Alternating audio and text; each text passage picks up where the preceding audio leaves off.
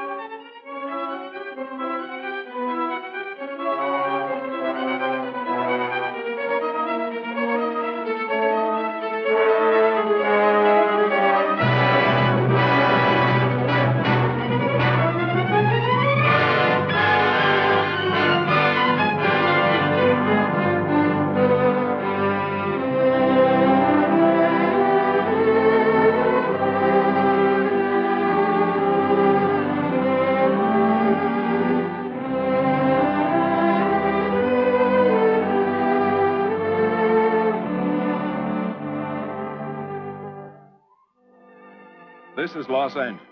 Our Lady, the Queen of the Angels, as the Spaniards named her, the fastest growing city in the nation. It's been called a bunch of suburbs in search of a city, and it's been called the glamour capital of the world. A mecca for tourists, a stopover for transients, a target for gangsters, a haven for those fleeing from winter, a home for the hardworking. It is a city holding the hopes and dreams of over 2 million people. It sprawls out horizontally over 452 square miles of valleys and upland, of foothills and beaches. Because of that vast area, and because of a population made up of people from every state in the Union, Los Angeles is the largest police beat in the country, and one of the toughest.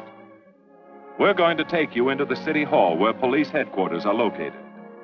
Here in communications are the ears and voice of the police. The lights on the complaint board flash 24 hours a day. Citizens reporting a prowler, a lost child, a man molesting a woman, an auto accident, a wild party. Spend an hour or two here and you will think the whole city has gone berserk. Minute by minute, the orders go out to the radio cars in the far-flung divisions. Watts and Wilshire and West Los Angeles. Hollywood and Hollenbeck Heights in North Hollywood. The work of the police, like that of woman, is never done. This is the case history of a killer, taken from the files of the Detective Division. The facts are told here as they happen. The story properly starts here in Hollywood Division headquarters at 1 o'clock of a June morning last year. Officer Robert Rawlins had finished his tour of duty and signed out. It had been a tough day. He'd be glad to get home. His wife would be waiting up for him, as she always did.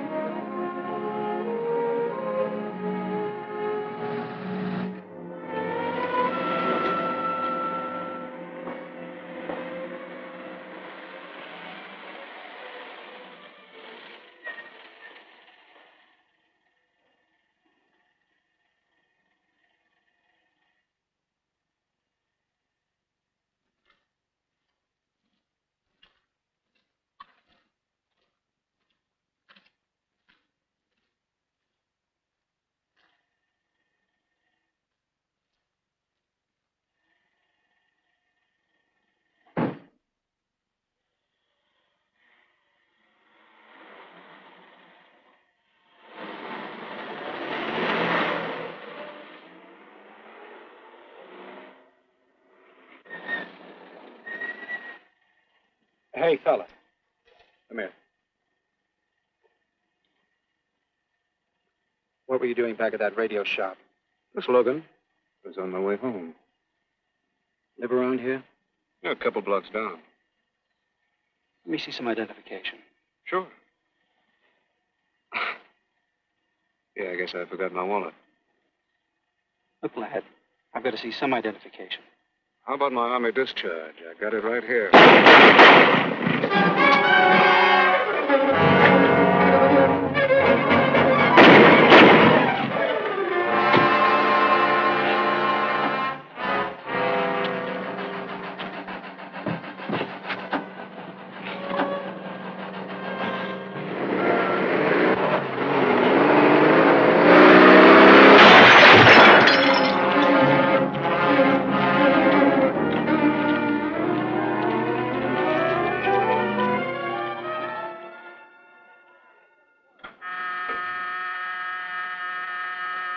Police Department, Operator 27. I want to report the shooting of a policeman.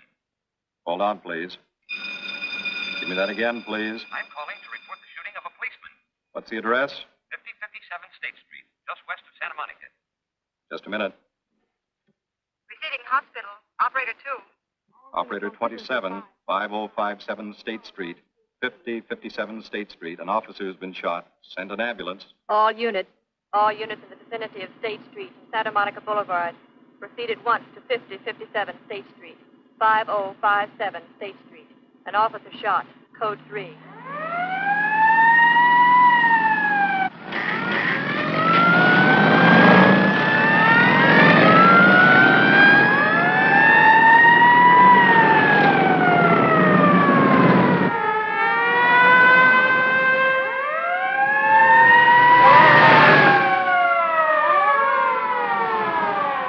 To Control 1. Control 1 to 80K. Go ahead. This is Breen. Instruct homicide to throw out a dragnet and pick up all suspicious characters in the area of the shooting. Also notify Sergeants Marty Brennan and Chuck Jones to report to me at the scene of the crime. Control 1 to 80K. Roger.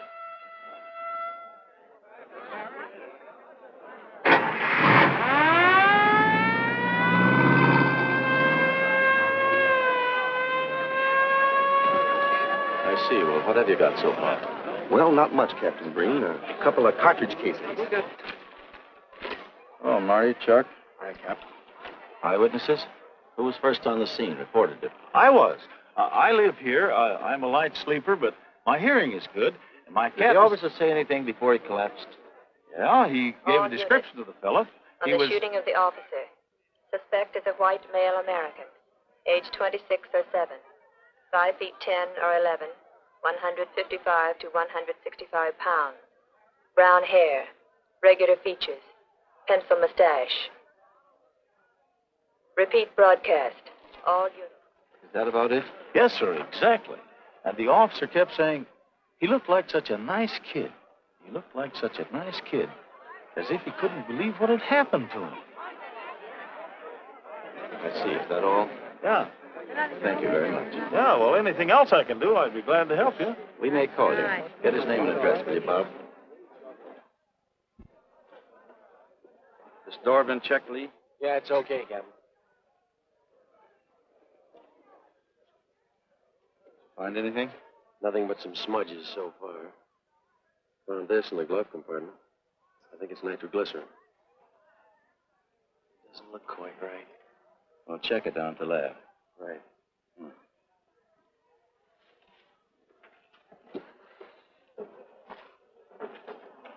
Open this up, Joe.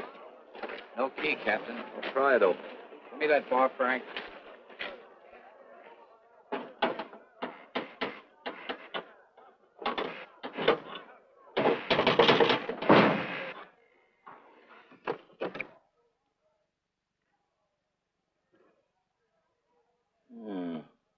Regular arsenal.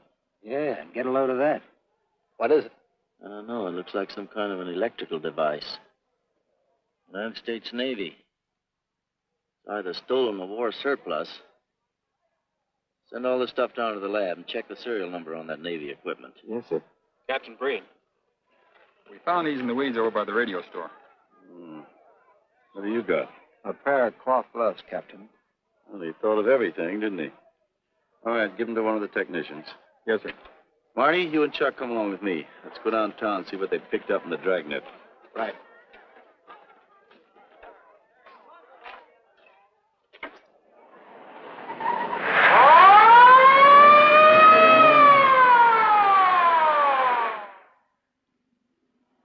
You know him, Marty? Yeah. I know his wife, too. Ever since high school. Captain, I wish you'd let Chuck and me handle this case. All right. I don't want any dead heroes. I just want the man who shot Rollins. The suspects began to arrive at headquarters in droves. The police tossed every motel and hotel and many private homes in a 4-square-mile area around the scene of the shooting. Every available radio car and patrolman and detective was out on the dragnet. The strings were being drawn tighter and tighter. Many a man returning from a date or a late party or a poker game surprisingly found himself in a squad car, its siren screaming as it brought him to the detective bureau.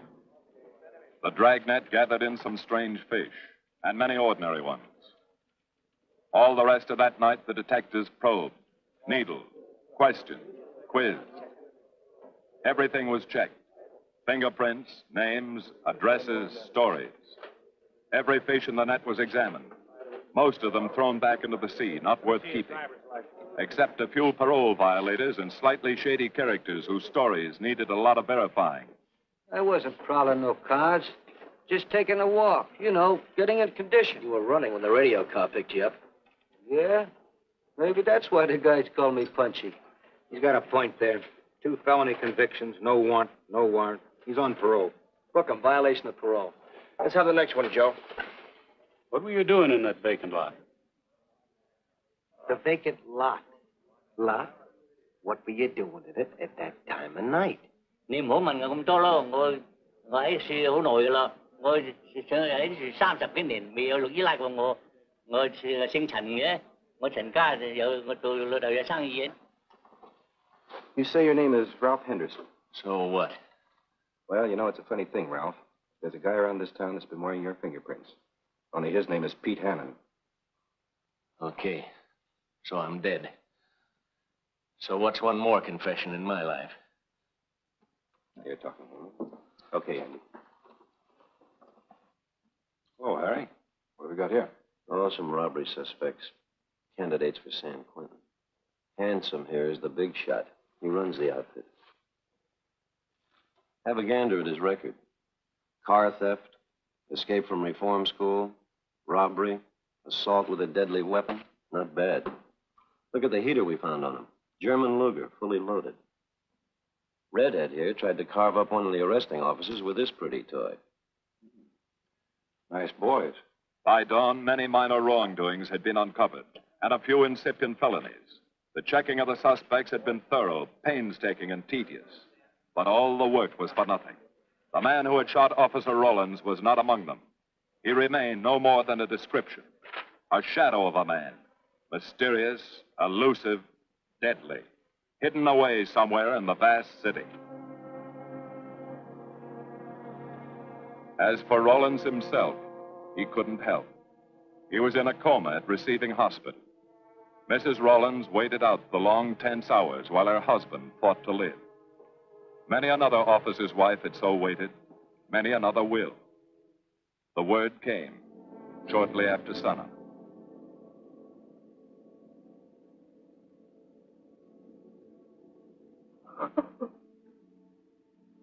Oh.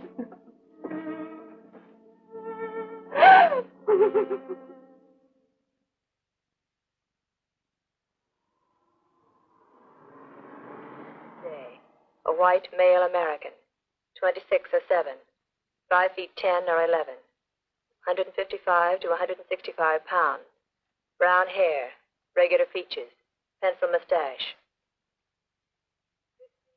This was no frightened fugitive. What went on in his mind?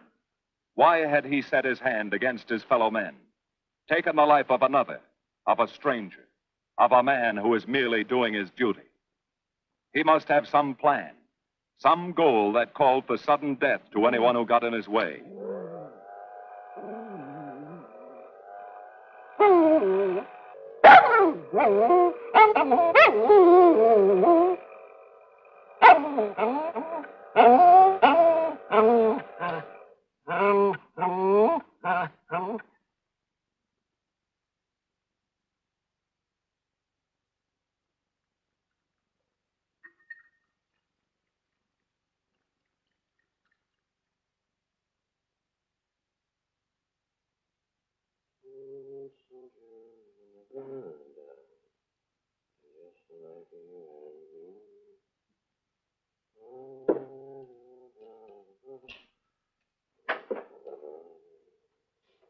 Morning, boys.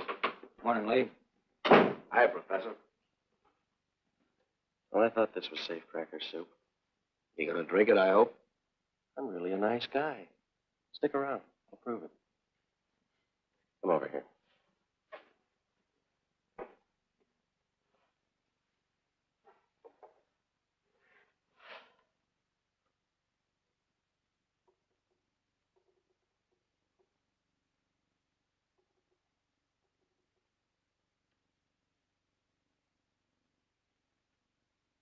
Hold this for me, will you, Chuck? Thank you. Now, if you'll hand me that hammer, Marty. Thank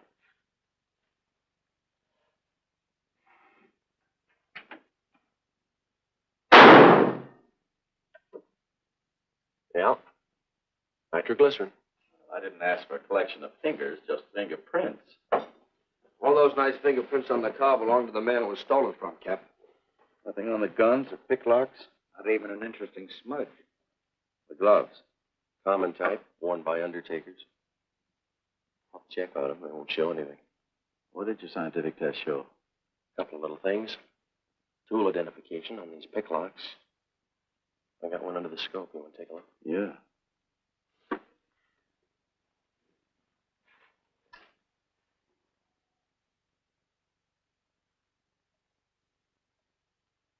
Take a look. I see. Well, it seems to tie the tool up with the lock. Now, if that microscope could only tell us who did it. I'm working on that. No, only an amateur would carry that liquid dynamite in a car. This boy's no amateur. Took the precaution of desensitizing it so it'll take normal shock. Took a lot of other precautions, too. No fingerprints, no identification, nothing definite. Except he's scientific. Knows electricity. Is inventive. Yeah. Happy on the trigger. This is Captain Breen. Get me Captain Stevens a burglary, will you? I hate to disappoint you, Lee, but I think you've come up with something. Hello, Steve. How are you? Did your daughter's marriage come off all right? Good. Look, Steve, on those burglaries of electrical equipment lately, were there any where picklocks were used to gain entry? Good.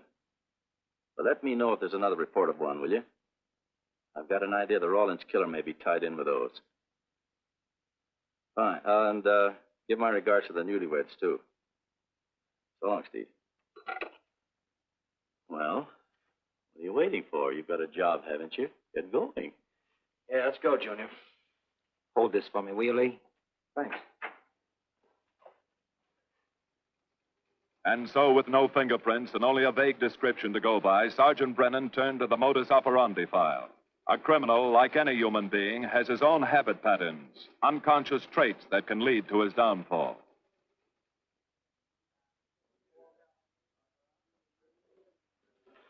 Well, there you are, Junior. List of burglars who use picklocks for entry. Oh, great. This narrows it down to just a couple of hundred suspects in this area. Give me a match, will you? That may not be so bad. This guy's improved on the system. Maybe he's left his trademark on some other job. Well, here we go, legging it all over town, asking a million questions. What you paid for, isn't it? Am I paid to associate with you, too, Junior? You could do worse.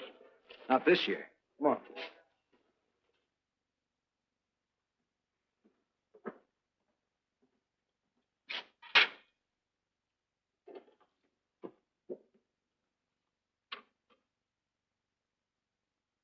Car 12, Car 12, in the 10,000 block on Mississippi. A 394-15 disturbance.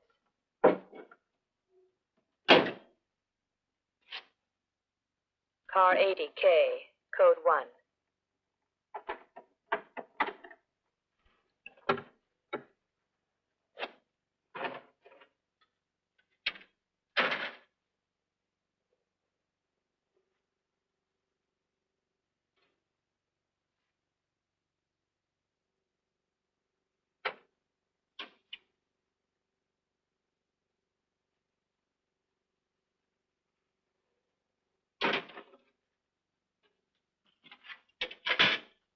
All units. On the broadcast of the suspect arrested in the shooting of Patrolman Rawlins. Cancel the cancellation. Suspect released from custody.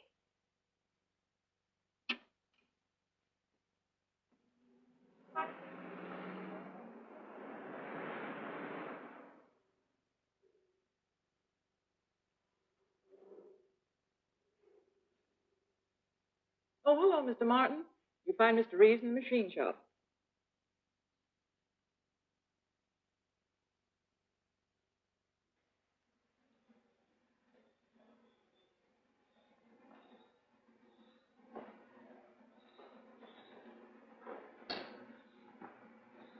Hello, Roy. Glad to see you.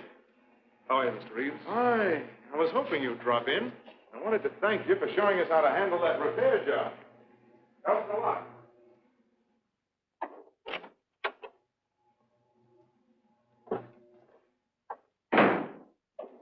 Oh, what have we got this time?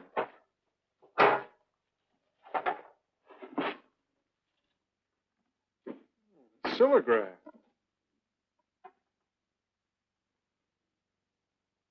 There are plenty of these around, Roy. Not like this one. Yes, I see. I suppose, as usual, you've added your own improvements. You know, it seems wrong that a man of your talents should bother consigning equipment for rental. I'd like to see you devote yourself entirely to experimental electronics. It'll come one day.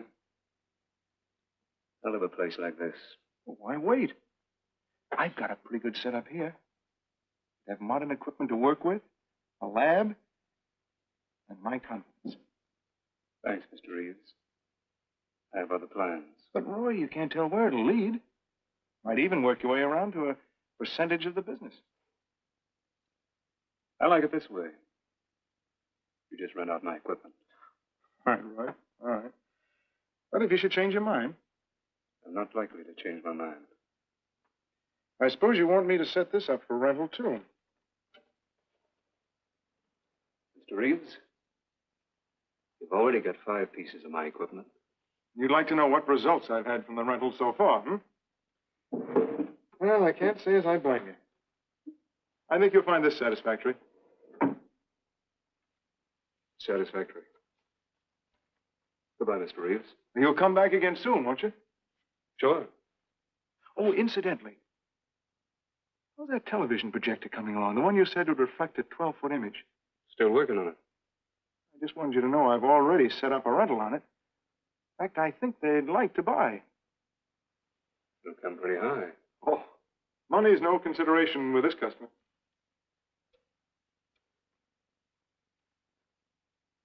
Tell him we can pick it up tomorrow. I thought you said it wasn't finished yet. It'll be finished.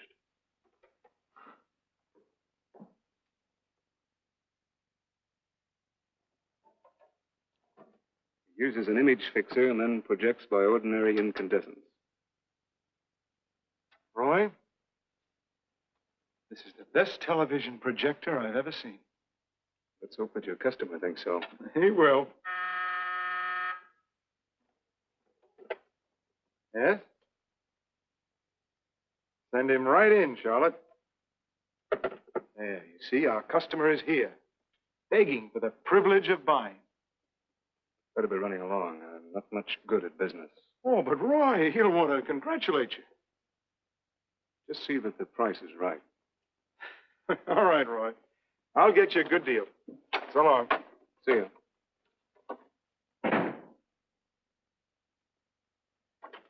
Well, Mr. Dunning, come in.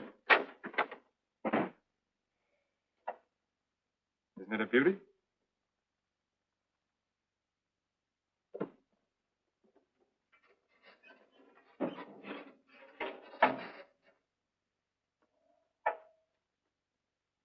It's a beauty, all right.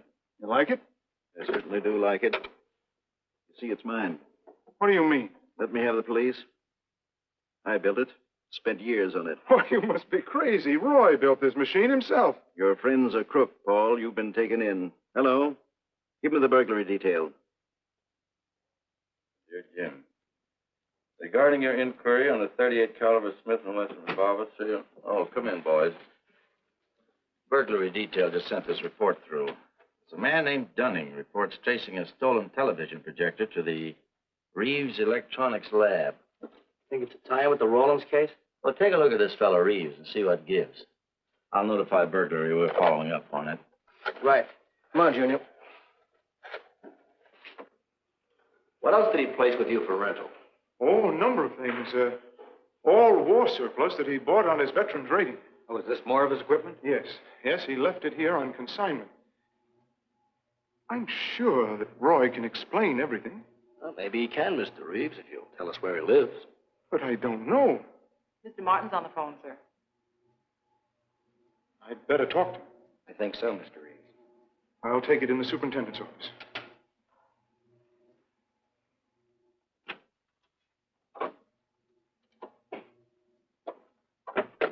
Tell him that you sold the set. And his money's waiting for him here. Find out what time he's coming by. Put Mr. Martin on.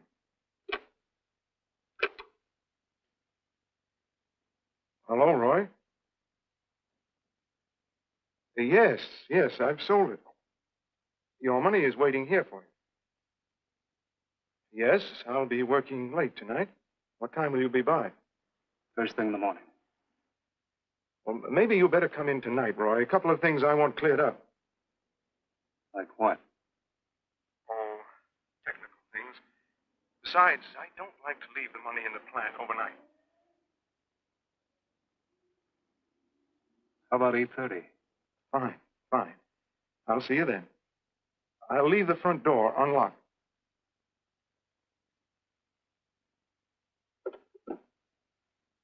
You'll be here at 8:30.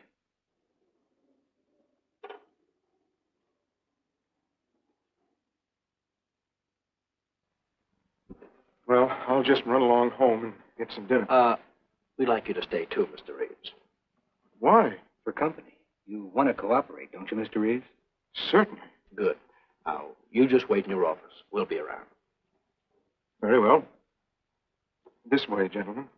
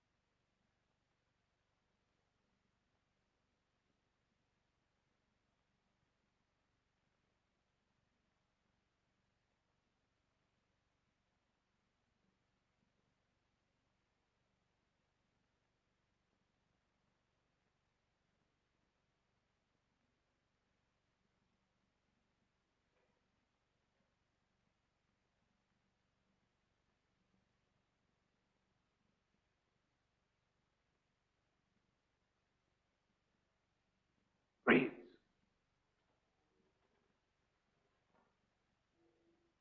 That you, Roy?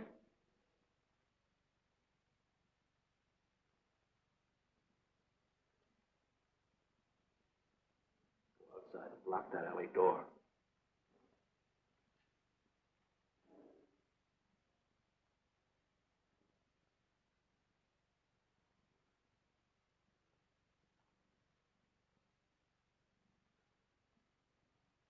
are you, Roy?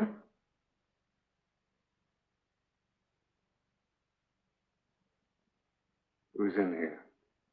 No one. I'm alone.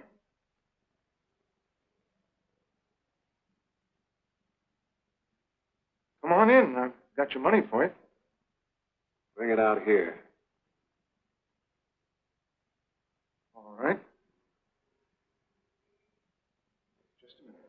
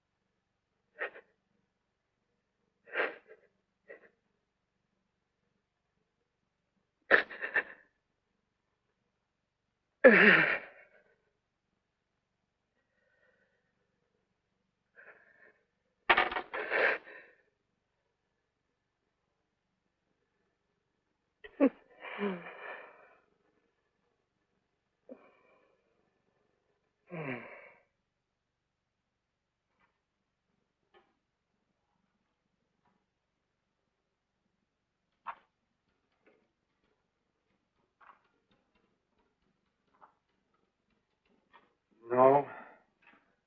None of them even looks like Roy Martin. He had such a fine face. Didn't keep him from carrying a gun. Or didn't you know that? No, I didn't. I've told you all I know, all he ever told me. What about his friends? Didn't he have a girl? No, I don't think so. He had no interest in anything but electronics. Where'd he pick up the subject? Books, magazines. Mostly from the Signal Corps. He was attached to a radar unit. Get a teletype off to the War Department. That might help. Yes? Ready on your call to receiving hospital, Captain Breen. Hello, this is Captain Breen. What is the latest report on Sergeant Jones?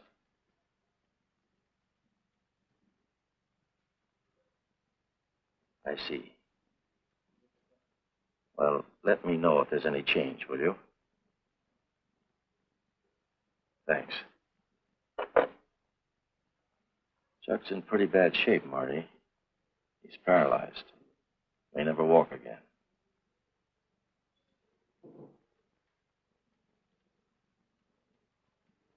Oh, I'm sorry. It's funny that Martin showed up at 7 when he told you he wouldn't be there till 8:30. I don't know why. Except he was always unpredictable. I'll tell you why. Because you warned him. That's why he came early. That's why he came in the back way. But you heard me tell him the front door would be open. And the key that let him in the back way? He must have had one made. Why don't you tell us the truth? Marty.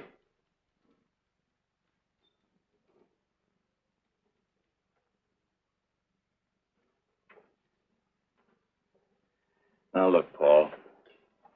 You can make it a lot easier for us to believe your story if you'll just give us some facts. Something that might help us. I told you all I know. I've been gullible, all right, letting him make a fool of me. But I'd do anything to make up for what he did to Detective Jones. Sure you would. You can go now. Oh, thanks. Thanks. My friend, they can vouch for my character. That's good. We'll call you if we need you. Thank you very much. I think he's telling the truth, Marty. I think he's just gullible, like he said. What about the stolen stuff he was trying to peddle for Martin? We'll use it for bait. Maybe Martin will come back for it. Then we can ask him. Here. Nevertheless, I want a 24-hour tail put on Reeves, and I want a watch on his home and his factory. Right. You can keep those. Okay, Captain.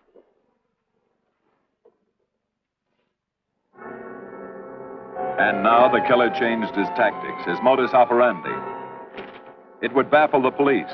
They always expected burglars to remain burglars, not go in for stick-ups. They'd never tie this up with him. So wearing a variety of disguises, coming and going like a shadow, ready to kill if cornered, he struck the bottle stores in a one-man blitz that had the robbery detail dizzy.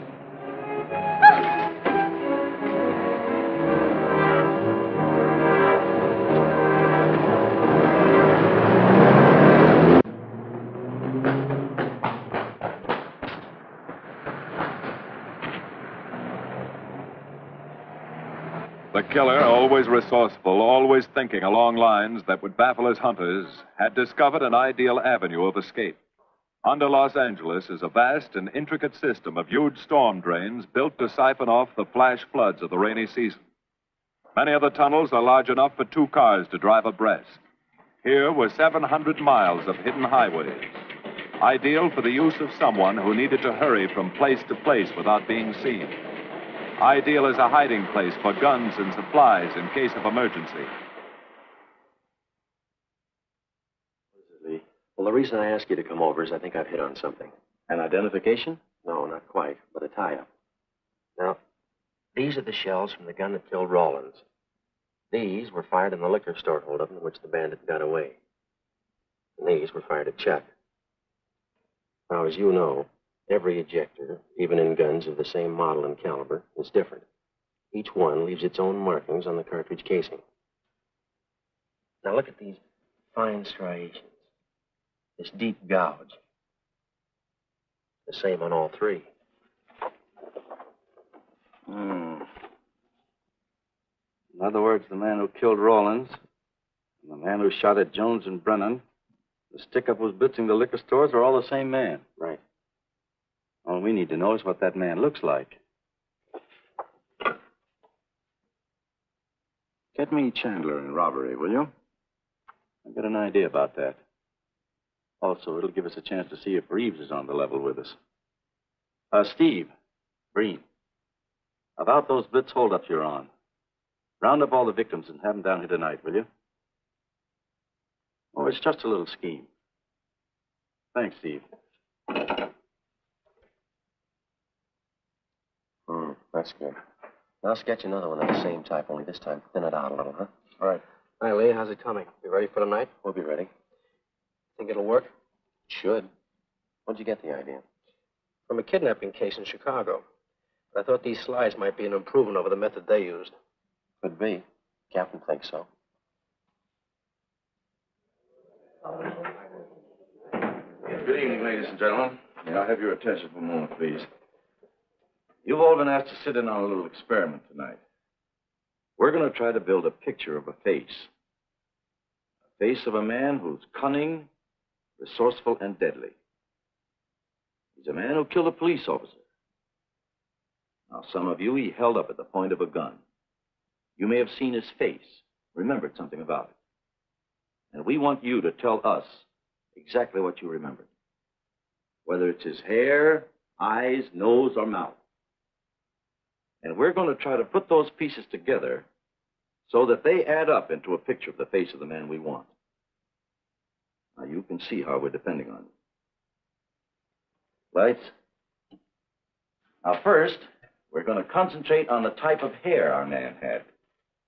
And if the picture looks anything like his hair, I want you to speak right up. All right, the first slide, Lee.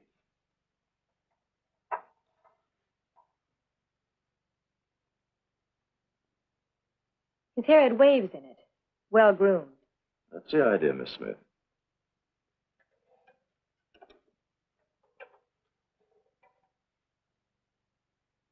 Is that any closer?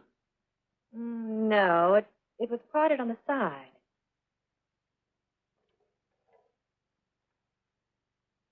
Oh, that's more like it, except it was thicker.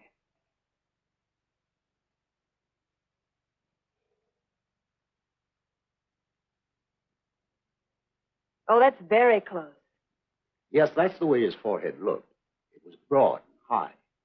All right, hold that slide. On the next series of slides, we'll take into account his eyes.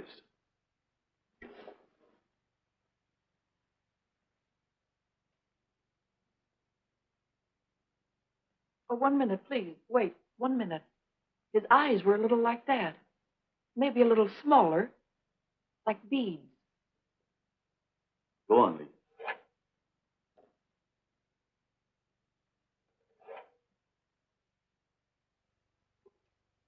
Now you've got it. Now hold that slide, Lee. Anyone else?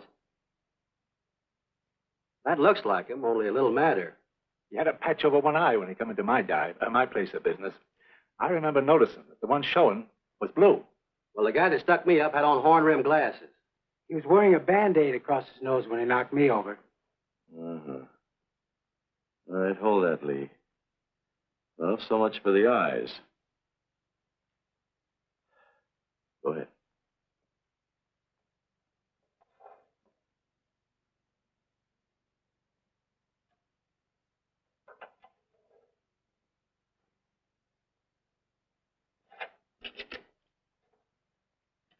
Señor Capitán. Yes, Miss Montalvo?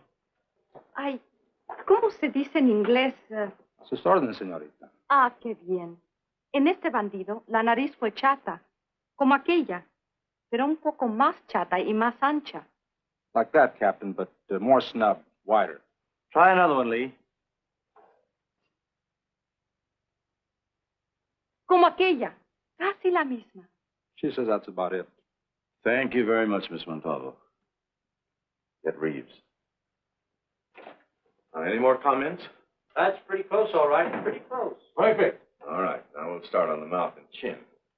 The next series, Lee. I think his lower lip stuck out more. The mouth was thin and mean, like it never laughed. Go ahead. Something like that, but thicker lips. There. That's it. That's him. All right, now hold that right there, Lee. Oh, come in, Mr. Reeves. Good evening, Captain. Did you ever see that face before? Why, it's Roy. Except for the hair being a little lighter and the eyebrows heavier. It's Roy. You're sure? I'm positive I'd know him anywhere. See? I want a retouched photograph. Now lighten the hair and give more body to the eyebrows. Right. Lights. That's all. Thank you very much. You've been a great help. It's positively amazing how you found out what he looks like. Well, we're looking for an amazing criminal, Mrs. Johnson. Thank you and good night. Good night, Captain. And so the face of the unknown killer, built up from fragments of evidence, was sent out all over the country. To chiefs of police, to sheriffs, to county constables and county jailers, to the wardens of prisons, to all postmasters and postal inspectors, to the agents of the Treasury Department, to the FBI. They showed that picture to the inmates of jails and prisons, to men with a wide acquaintance among the cat burglars and the violence boys. Informers and conmen and sharpshooters were quizzed, those on the fringe of crime and those deep in the rackets. Many wanted to help. Nobody could. No one in the underworld recognized that mysterious face. He was as unknown as if he had lived in the 16th century.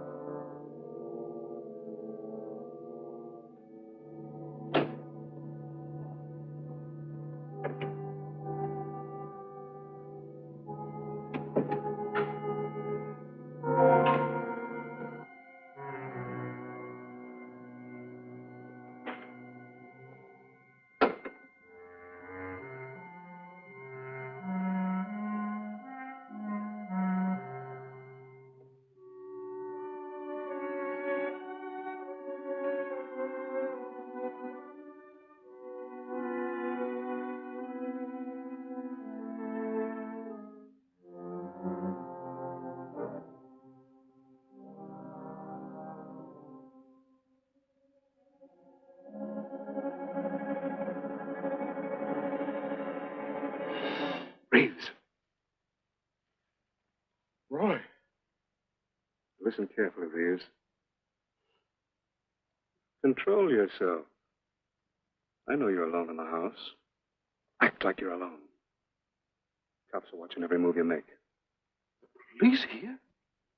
They got you staked out like a muskrat hide, watching you around the clock. Here at your plant, tailing your car. Sit in that chair. Pick up 3 books.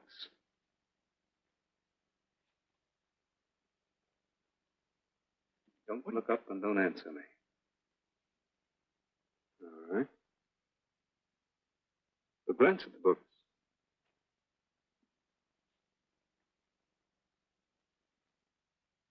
Pick one of them.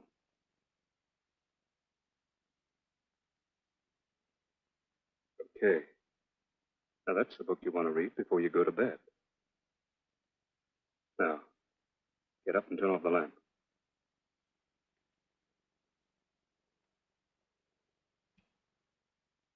Come here.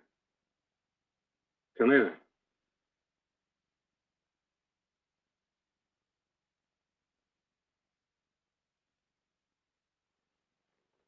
Go in the den.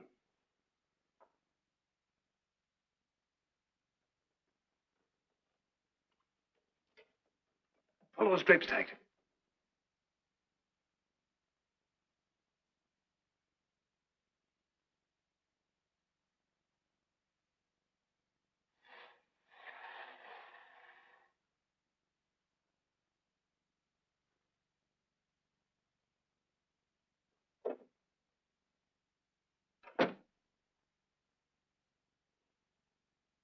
Get away from them.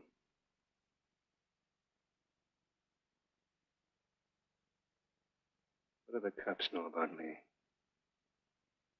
Not very much, Roy. No fingerprints. They haven't even got a picture of you. They're trying to make one.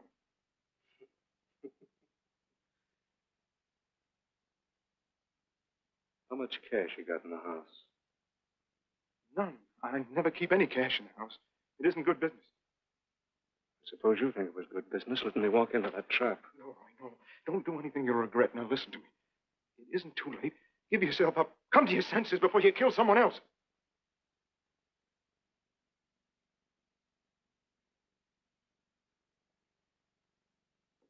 What do you mean, someone else? What do you mean? Nothing. The two officers, they said one of them might die. He's still alive, isn't he? Reeves? I never thought you'd stooge for the police. You almost got me killed. Roy, you know the police are right outside. You'd never get away with it.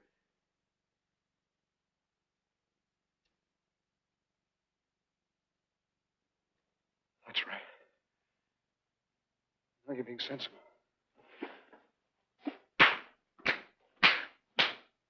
I know there's money here. Where is it? Don't worry. I'll get it.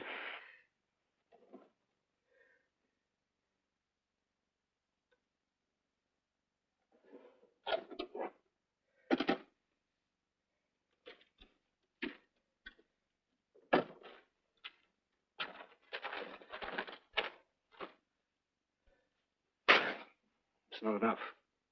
Stuff you better mind is worth thousands. I'll get more. Get it. Keep it handy. We'll be back next week, next month. But get it and have it ready. Just give me time.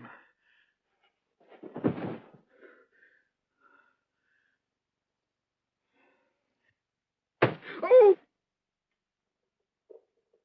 Look, I don't want policemen outside my house following me around. That's what made Roy suspicious. I'm leaving in the morning.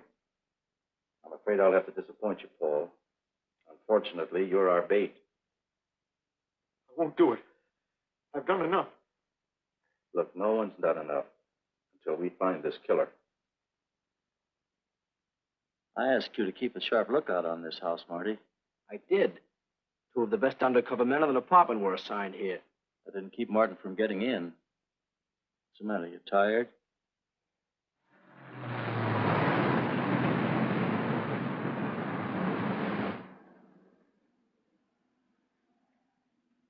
You got any idea how long you've been on this case, Marty? Months. Long enough to have come up with something by this time. You know any more about the Rawlins killer than you knew the first week? Yeah. He's about the toughest nut I've ever had to crack. That's what I told the chief when he called me in this afternoon and wanted to know why the case hadn't been broken. Look, Captain. Rawlins was a friend of mine. So's Chuck. I've got a bigger stake in this than the chief knows. I'm doing everything I can. I'm afraid it's not enough, Marty.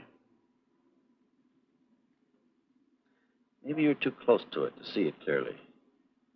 Maybe it needs a fresh team, a new viewpoint. I think you better take a couple of weeks off, Marty. Starting tomorrow. Anything you say, Captain.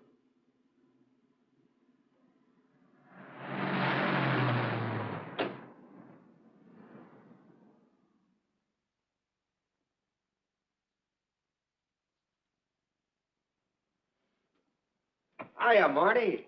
Hi, Chuck. Meet Miss Scanlon, my new bodyguard. He's the one I've been telling you about. Oh, you mean the one with the steel trap brain? How do you do? Hello. Say, this guy been behaving? After a fashion. See, she takes me out in my go-kart, puts me to bed, wakes me up, dresses me. You're perfectly capable of dressing yourself now, Mr. Jones. I'll be back in a few minutes. Well, how's it been going, Junior? Oh, pretty good, Chuck, pretty good. Is that why you're off the case? How'd you know? Breen was in to see me this morning. Oh. Suppose he also told you they put a new team on the case. He told me everything. Yeah. Let's see what his new boys dig up. Well, maybe they'll examine the facts of the case a little more carefully. What facts? That our man's sharp, that he's intelligent and works alone, that he has no record, never leaves a fingerprint and knows every move we make. Sure, plenty of facts, only they add up to nothing. Sure, forget it. You got yourself a 10-day vacation. Go on down to the beach, get a suntan. By the time you get back, the case will be broken. Isn't that what you want? You know better than that. All I know is what I hear. You sit there batting your gums about how the old man let you down.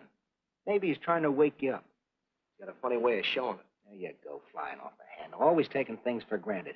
I wish I could get up and boot some sense into you.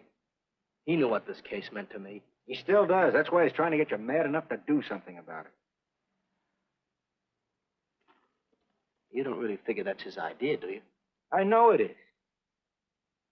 It's a tough case, Chuck. Not an angle, nothing to go on. You'd know what I meant if you were out working with me. I have been working with you. That's all I've had to do lately, just sit around studying what little facts we have, trying to figure out who he might be. You know the kind of a guy we're up against, then. I tell you, Chuck, this guy's a genius the way he operates. As if he were right there with us every time we go out after a lead. Oh, sure. Breen's been tipping him off just to make you look bad. Yeah, almost like that. Well, he beats us to the punch every time. There's your angle. You just hit it on the head, but you don't see it. Look, start adding. 1, he's unknown to the underworld. 2, he beats you to the punch, right? And 3, it's almost as if he were with you. Isn't that what you said? Yeah? Well, tie that up with a lot of other little things, like the fact that he uses a police gun and the accuracy of his shooting. Anybody could buy a police gun, and the Army could have taught him how to shoot. Yeah, but who taught him how the police operate? Oh, I know what you're driving at, Chuck. But a cop. Those things happen. Yeah. Now, if I were still in the case, I'd start with our own department first, then Santa Monica, Culver City, Burbank, Pasadena. See you later, Junior. Hey! Don't let him out of your sight, beautiful. It's the first time in years he's used his head. But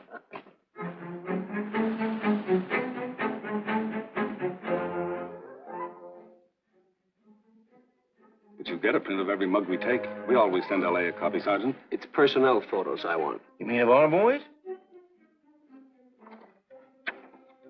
That's Rollins' killer, isn't it? That's right. You've checked your own department. We did that first.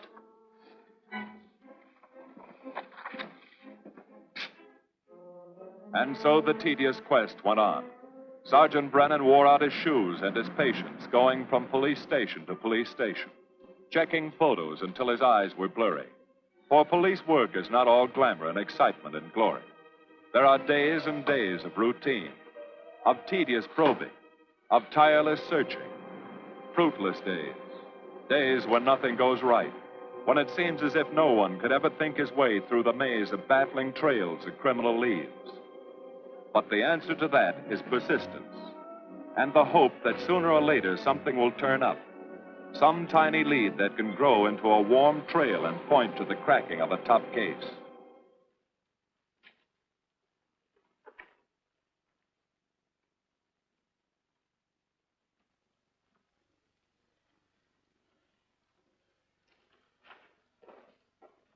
Well, that does it, boys.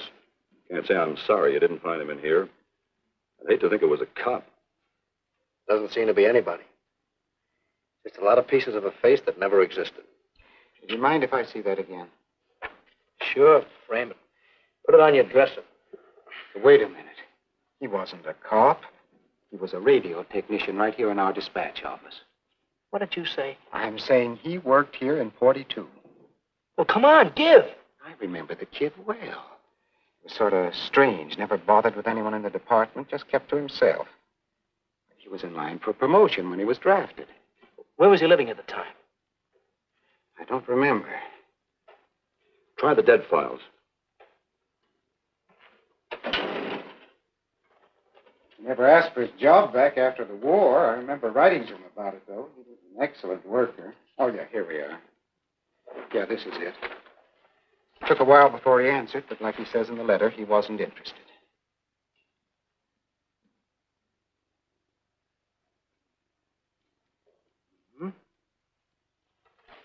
Postmarked Hollywood. No return address. What do you want us to do? All the work? Oh, thanks a lot, Freddie. Remember, he was a civilian employee.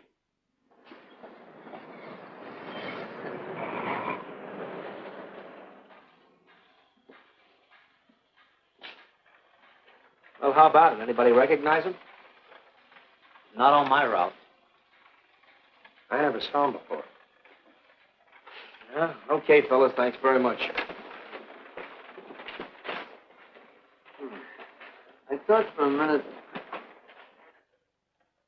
No. Yet that face. I wonder. Yeah? Well, this may not mean anything, but he looks like a guy that's on my route. He never gets any mail, but I see him around there all the time. He lives in one of the courts. Where? Come on, I'll show you. It's not that easy. What time does your route take you past those courts? About 9 o'clock. Why? Just thinking.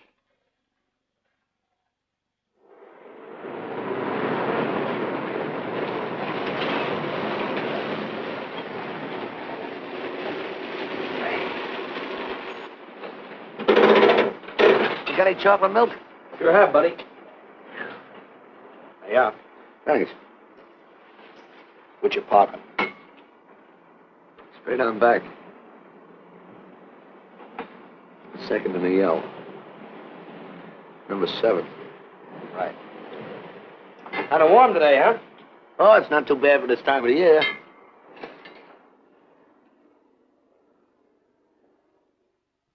Good morning. Morning. You're new in the route, aren't you? We had substitute. What happened to the other fellow? Sick. Oh, what's the matter with him? I don't know. I catch everything. Hear about it on the radio, and next morning I got it. Too bad. You aren't very social. The regular fellow always stops and talks to you. Sorry, lady, I'm a little late this morning. I was hoping maybe you could help me. There's something very funny going on in this court. Yeah? I was scared to go to the police with it. I thought maybe I might be poisoned. What? Yeah. By the manager. She's a witch. She's a what? A witch. She puts poison in my milk. Oh, I see. Look, you switch the bottles when she isn't looking, see? Drink her milk. Then you'll be safe, right?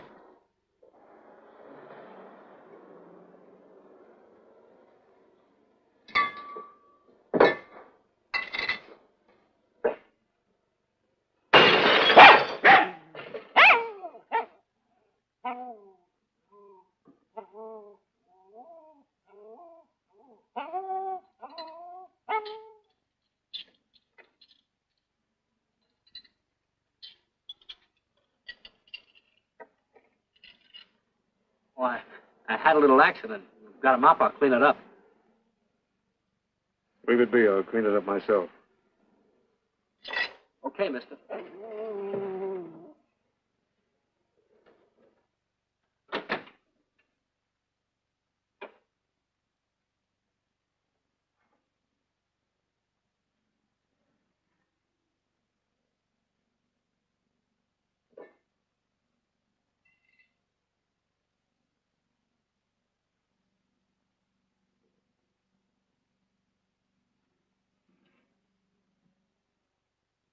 The place is called Bellevue Court.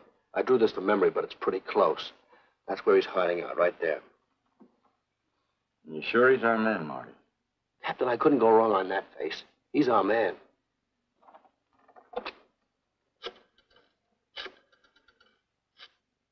Now, there are 5 cottages in this area, and 2, number 6 and 7, in the L at the end of the row.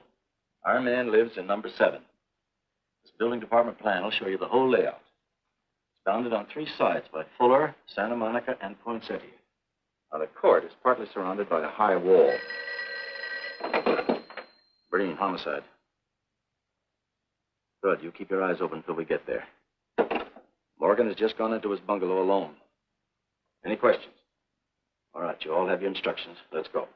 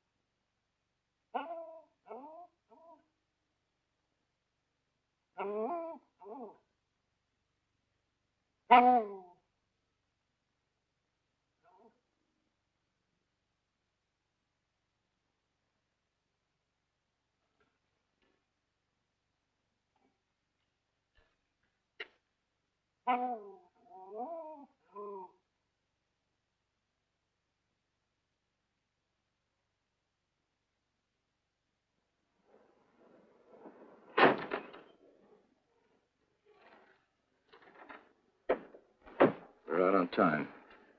Wait 5 minutes. Go around and block the side entrance. Keep your lights off.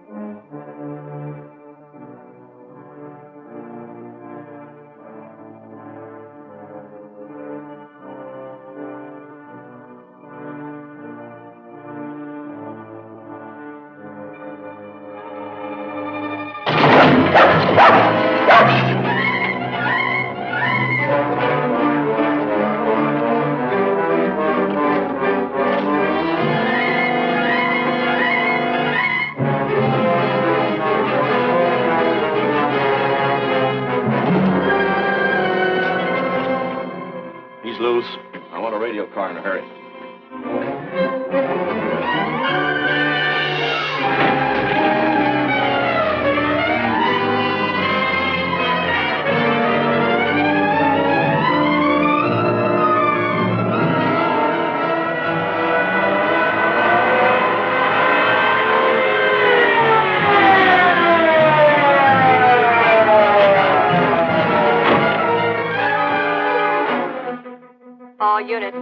all units in the vicinity of Santa Monica and Fuller. The murder suspect in the Rollins killing is at large.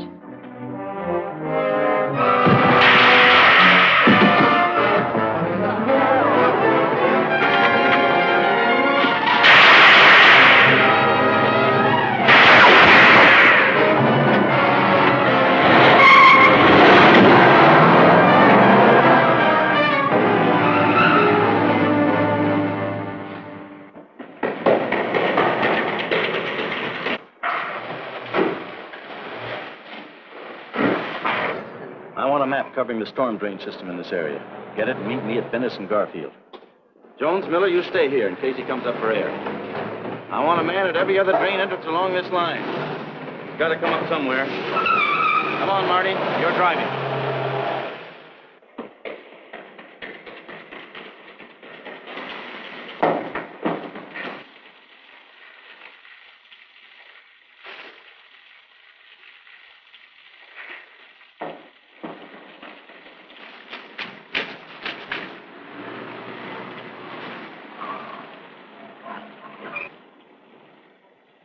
Keep this drain covered.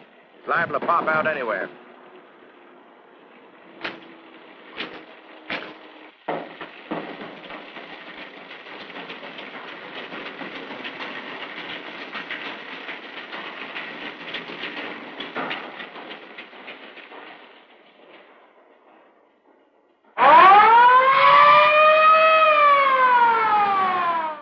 Why Venice and Garfield, Captain? It's the main intersection of the system. We can head him off that way. ADK to Control 1. Clear frequency 7. This is an emergency.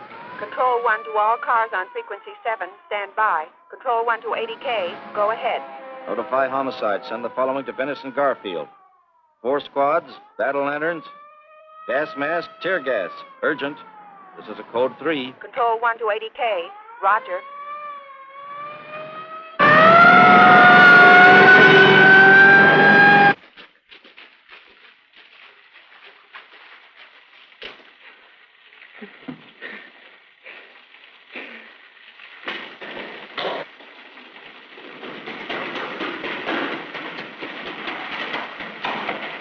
And he'll probably head down this main drain to where it comes out at the Rio Hondo.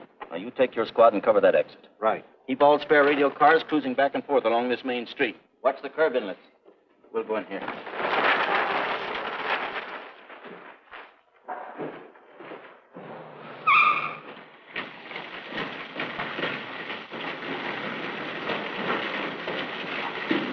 Any sign of him? No. And we've searched every foot between here and the Rio Hondo outlet. And he must be up ahead.